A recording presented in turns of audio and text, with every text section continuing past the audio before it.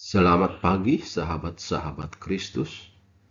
Tema saat teduh pagi ini adalah harta yang tak pernah habis. Bacaan Alkitab terambil dari Yesaya 40 ayat 1-11 yang berbunyi demikian. Hiburkanlah, hiburkanlah umatku. Demikian firman Allah-mu. Tenangkanlah hati Yerusalem dan serukanlah kepadanya bahwa perhambaannya sudah berakhir, bahwa kesalahannya telah diampuni, sebab ia telah menerima hukuman dari tangan Tuhan 2 kali lipat karena segala dosanya. Ada suara yang berseru-seru, persiapkanlah di padang gurun jalan untuk Tuhan. Luruskanlah di padang belantara jalan raya bagi Allah kita. Setiap lembah harus ditutup dan setiap gunung dan bukit diratakan. Tanah yang berbukit-bukit harus menjadi tanah yang rata, dan tanah yang berlekuk-lekuk menjadi dataran. Maka kemudian Tuhan akan dinyatakan, dan seluruh umat manusia akan melihatnya bersama-sama. Sungguh, Tuhan sendiri telah mengatakannya. Ada suara yang berkata, "Berserulah." Jawabku, apakah yang harus kuserukan? Seluruh umat manusia adalah seperti rumput, dan semua semaraknya seperti bunga di padang. Rumput menjadi kering, bunga menjadi layu, apabila Tuhan menghembusnya dengan nafasnya. Sesungguhnya lah bangsa itu seperti rumput. Rumput menjadi kering, bunga menjadi layu, tetapi firman Allah kita tetap untuk selama-lamanya. Hai Sion, pembawa kabar baik, naiklah ke atas gunung yang tinggi. Hai Yerusalem, pembawa kabar baik, nyaringkanlah suaramu kuat-kuat. Nyaringkanlah suaramu, jangan takut. Katakanlah kepada kota-kota Yehuda, lihat, itu Allahmu.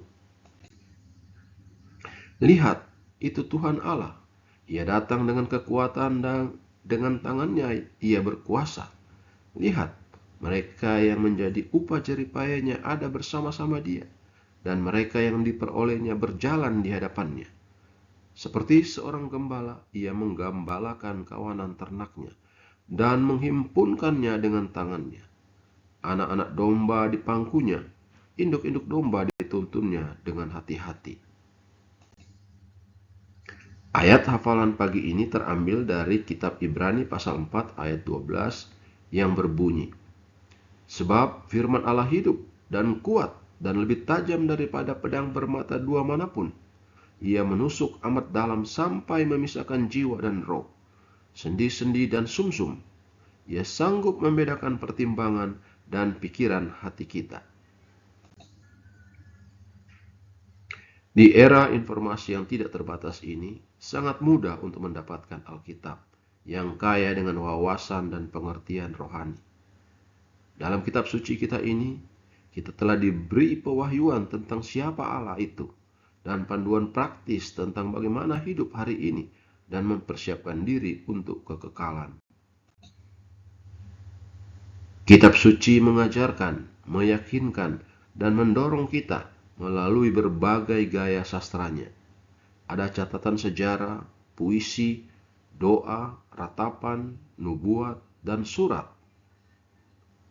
Mazmur tidak hanya mengingatkan kita untuk bersyukur dan beribadah, tetapi juga mengajarkan kita bagaimana bertobat dari dosa dan berbagi rasa sakit dengan Tuhan. Injil memperkenalkan kita kepada Yesus Kristus dan kasih-Nya bagi kita. Surat-surat menunjukkan kepada kita cara untuk berharap di tengah-tengah pencobaan. Setiap bagian meninggalkan jejak uniknya pada kita.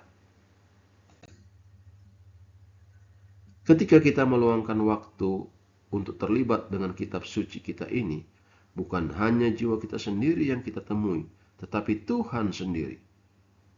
Di antara baris pasal dan ayat, kita bertemu dengannya dan diubah oleh pengalaman kehadirannya. Luangkan waktu ekstra hari ini untuk terhubung dengannya. Ingat, apa yang benar-benar kita butuhkan dalam hidup, termasuk Tuhan sendiri, dapat ditemukan di halaman-halaman Alkitab. Terpujilah Tuhan. Haleluya. Tuhan memberkati kita semua. Amin.